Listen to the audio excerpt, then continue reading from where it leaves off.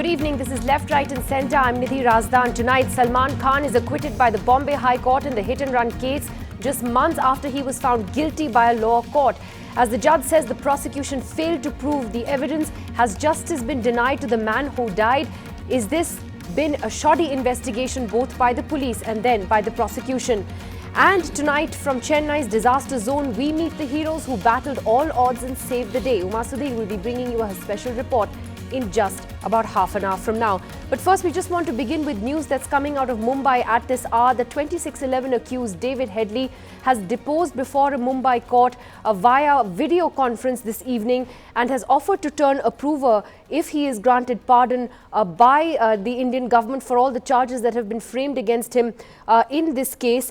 And there are reports that Ujjwal Nikam, the special public prosecutor in the case, has told the court that the prosecution has accepted Headley's request to turn approver based on certain terms and conditions. We are still awaiting more details on that because David Headley, of course, a key conspirator and planner of the Mumbai attacks, and whatever information he is able to give authorities here and investigators here would certainly be crucial to the trial here and what India can then share with Pakistan across the border. We'll bring you an update on that story as and when we get it.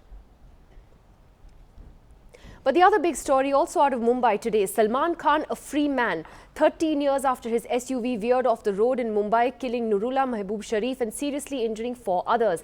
The Bombay High Court today acquitted the Bollywood superstar, the judge saying that the evidence in the case was completely unreliable and overturned a lower court's verdict. That court had sentenced Salman earlier this year to 5 years in jail. A free man after 13 years. Salman Khan thanking his family and friends and fans for the support. The superstar acquitted of all charges by the Bombay High Court in the 2002 hit-and-run case, just a fortnight before his 50th birthday. The High Court overturned the Sessions Court verdict, which had sentenced Salman to 5 years in jail just 7 months ago. As soon as Justice Joshi announced his decision, the relief on the faces of Salman and his family who were present in court was there for all to see.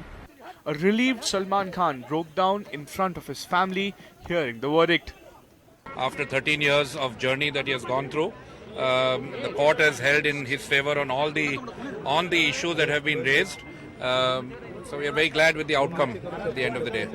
The actor had earlier told NDTV in an interview in 2012 that he was not driving the car. We say that we were not driving. He says, हाँ ये तो ये बोलेंगे. While the court said the prosecution has not been able to prove charges against Salman Khan, it did not specify who was driving the car. The court rejected the testimony of Ravindra Patil, saying there were inconsistencies and he was not a wholly reliable witness. Stopping short of alleging fabrication of evidence, it rejected the validity of the bills produced as proof, saying there were irregularities in the dates and the endorsement in handwriting seemed unlikely. The court came down heavily on the prosecution for not examining Kamal Khan, who, according to the prosecution, was the only other person in the car apart from Salman and Ravindra Patil. The court also said Ashok Singh's testimony, who, according to the defense, was the 4th person in the car, should be given equal importance as he was not a last-minute appearance in the case. Well, as I had said earlier, the crowds were just getting started, and as you can see, there's quite a crowd thronging around me. All of you are Salman Khan fans. While the fans rejoiced at the verdict, the victims of the hit and run were dejected. हमें खुशी है इस बात की, लेकिन दुख इस बात की है जो हमें 13 साल जो है कोर्ट ने ये उम्मीद दिला के रखा कि आपको मुआवजा दिलाएंगे और मुआवजा भी नहीं मिला। जो सरकार की तरफ से वो छूट गया है, तो कुछ भी हो उससे हमसे लेना नहीं है। हम अपनी गरीब से दूर से उनको सरकार को कोई भी करे, तकलीफ से हम दूर होना चाहते बस। The logical step for the prosecution will be to challenge the acquittal in the Supreme Court. Chief Minister Devendra Fadnavis has said that the state government will make its decision after consulting the Advocate General. Meanwhile, Salman Khan can go back to living his normal life with his travel restrictions lifted and his passport returned to him. With Vikram Thapa, Beverly White and Ankita Sinha, Saurabh Gupta, NDTV. So a complete U-turn there by the judiciary in a span of just a few months. What changed between what the trial court said and what the High Court has said today? Has this been a travesty of justice? And at the end of the day, who is to blame? Is it the police for a shoddy investigation, the prosecution that clearly failed to prove its case? We're not casting aspersions at the judiciary here. People do have a right to disagree with the verdict. But did the judge really have no choice given the evidence that was presented before him in the High Court? Joining us on the program tonight here in the studio with me is a friend of Salman and his family, Nasir Abdullah, who has known Salman Khan and his siblings for several years. Sanjay Hegde, Supreme Court advocate, joins us tonight from Delhi. The former Mumbai Police Commissioner, Mr. A.A. Khan, joining us from Mumbai this evening. And Shaina NC joining us from Delhi. Shaina is also a family friend of Salman Khan. Satish Manashinde, well-known criminal lawyer, also with us tonight. Mr. Manashinde, let me ask you first, it's a complete U-turn. This order today from what the trial court said a few months ago, how does one explain this completely different judgment today?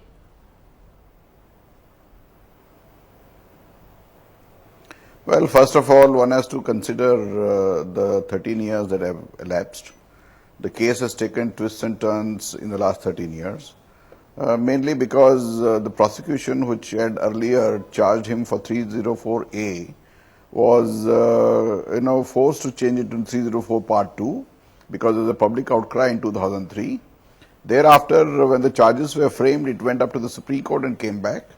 And it took about 4 or 5 years for the evidence to be recorded. And ultimately, when Patil's evidence was recorded, it was cross-examined, after which the learned magistrate felt that the case should be tried by a superior court. In the meantime, Patil had expired due to various ailments. So the High Court, the Sessions Court was faced with the evidence of a dead witness, which was recorded in a judicial proceeding. My feeling about that statement, which was accepted by the Sessions Court, is that it was totally competent enough to accept evidence of Patil, which was recorded before a magistrate. In a pre-committal stage, there are judgments to that effect. The High Court has deferred to that kind of acceptance of that judgment.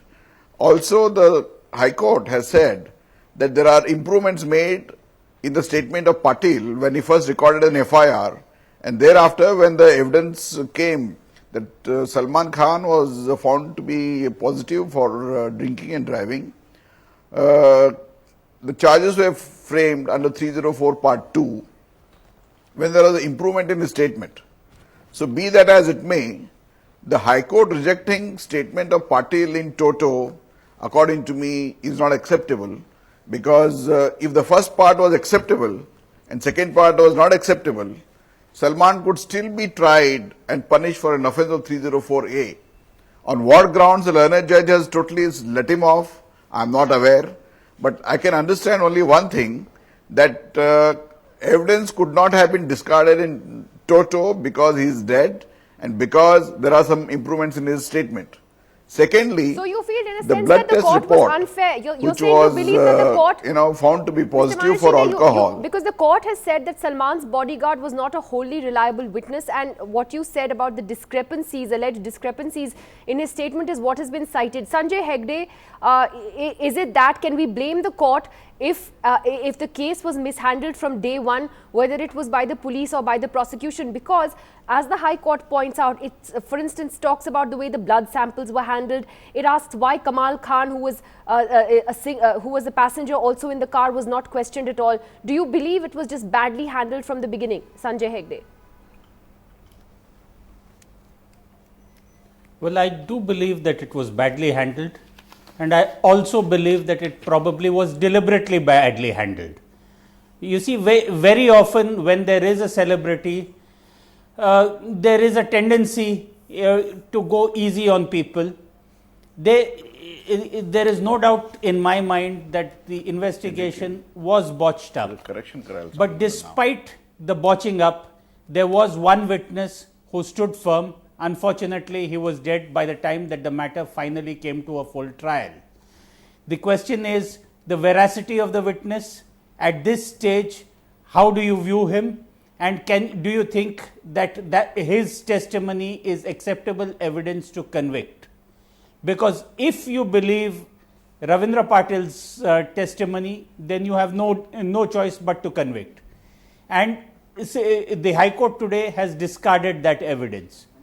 You see, Nidhi, in assessing evidence, various judges have various standards. Proof beyond reasonable doubt means one thing to one judge and may mean something else to another judge. The Supreme Court has said that, you do not give weight to every doubt which arises or every exaggerated doubt. The Supreme Court approved an old English judgment which said that, just like it is better that 1,000 guilty men go free and not one innocent man suffer. Equally, it is also the duty of the court to see that that somebody who is guilty does not go scot-free. So you believe both are public duties. So you feel balance that the court, both. You feel that the court has as much a responsibility, Sanjay Hegde, as the police and the prosecution? That's what you're saying? The court has to assess the judgment, the evidence fairly. The court is given a standard. The standard is proof beyond reasonable doubt. Now, on a lighter vein, we people in the criminal bar have a saying that we create reasonable doubt for a reasonable fee. But the point is that that doubt must be reasonable. You cannot have a situation where there is a witness who was in the car who says that it was Salman who was driving. There's another witness there's another possible witness who was in the car who was never examined. The benefit of that has gone to Salman. All that who turned up years later to say that he was driving the car. At the end of the day, I think he's got a lucky break. No, so Nasir Abdullah, that's a very, as a friend of the family, I'm saying that there was a third witness who turned up many years later, and that was the driver who then took the blame upon himself. If you remember that dramatic twist that happened so many years later. But Nasir Abdullah, as a friend of Salman and his family, when Sanjay Hegde says he believes it was a deliberately badly handled investigation, that's a very serious charge that he makes as a senior Supreme Court advocate today. Satish Manu Shinde also doesn't believe, or also believes that the bodyguard statement should not have been rejected like this. Yeah, I guess not. I think what happened at the time when the case was actually up at the police station, they felt they had enough onto Salman and they didn't even bother to go for the singer friend of his, what's his name actually? Kamal Khan. So I think at that time it seemed okay, they had enough. Later, the legals who were helping out Salman Khan found that they could use this to set him free, to actually call it a no trial, to actually say, hey, you did not have, and then the judge has no option but to fling it off, because it happened in America with the O.J. Simpson case.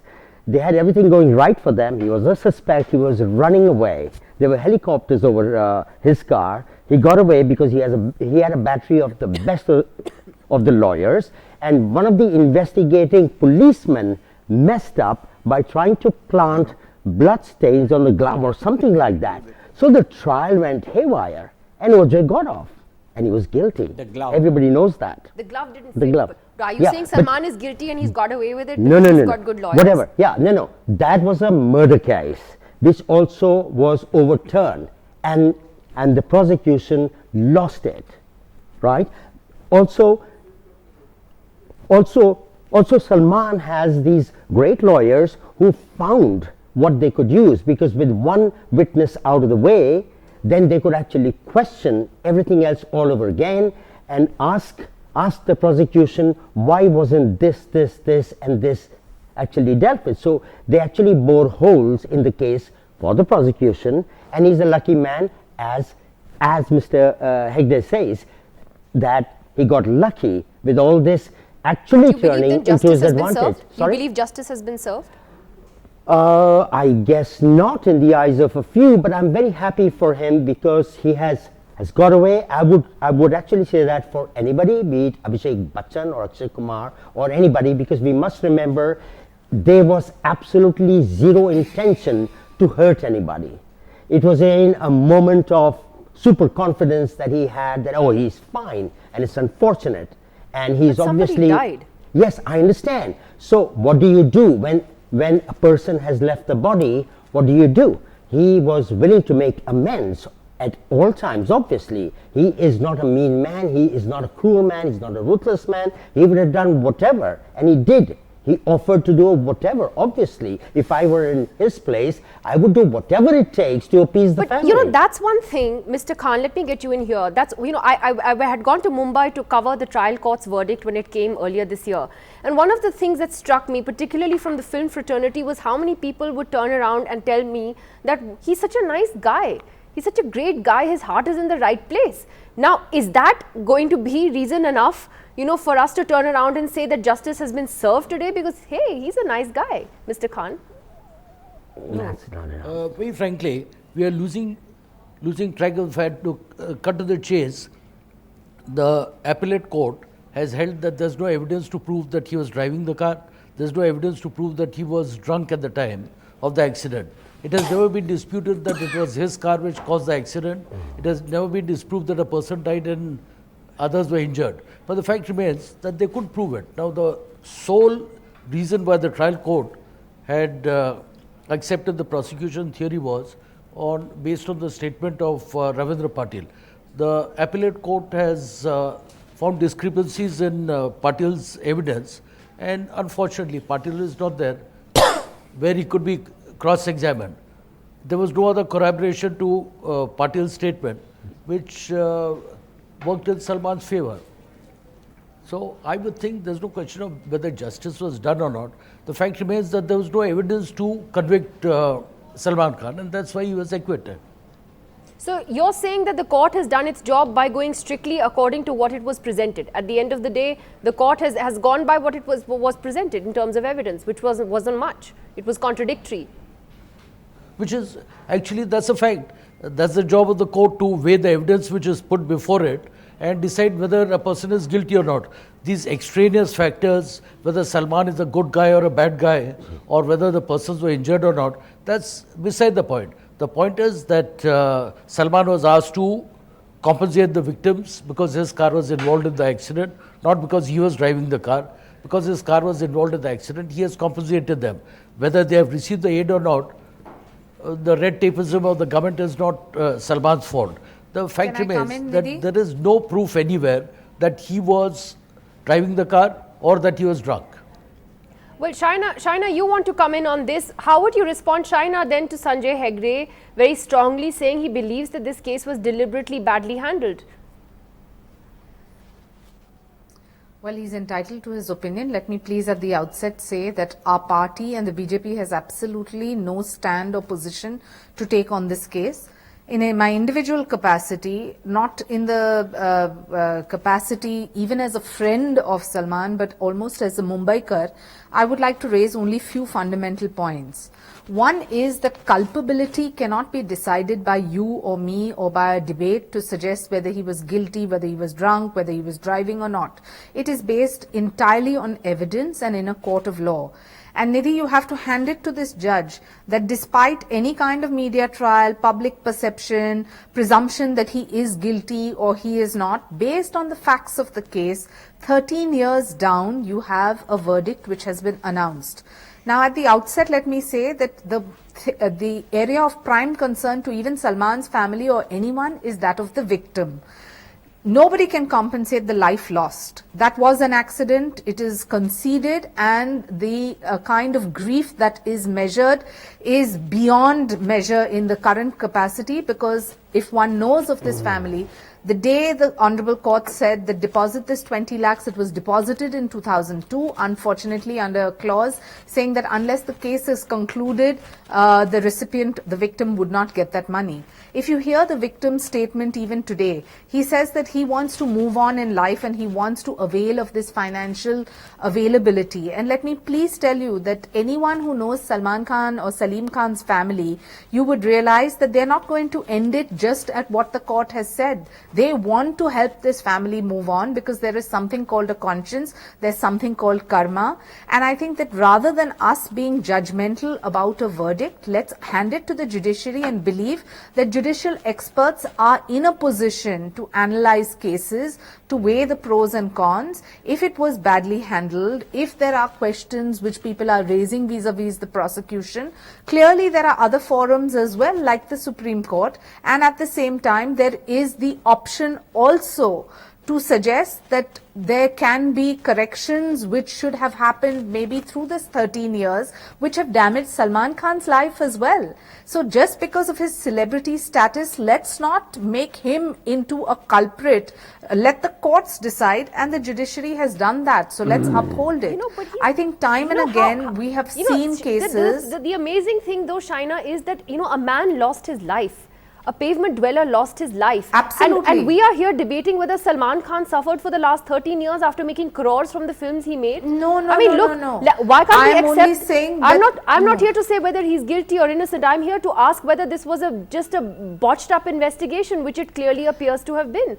From whatever angle you look at it. Sanjay Hegde, Sanjay, you want to come in here? Well, you're entitled to that assessment, but what is the meaning of a botched up investigation? Are you questioning the prosecution? Of course. If the prosecution hasn't done its job, Sanjay. Yes, I am. Are you questioning the judgment given by the honorable judge? As a BJP spokesperson, sure. You see, as a BJP spokesperson, it's a BJP government. Will the BJP government now file an appeal to the Supreme Court? That is where the true test lies, because after all, you have had a trial court verdict and you have a high court verdict which overturned it. In such circumstances, I have been the counsel for a major state for over 10 years. Often I find that in such matters, appeals are deliberately not filed. But I think China, Mr. Hegde, our Chief Minister, take a call one on this. moment. Our Chief Minister has said on record today that he will consult with the Advocate General, once again, and let only China then please will the finish. state take a decision.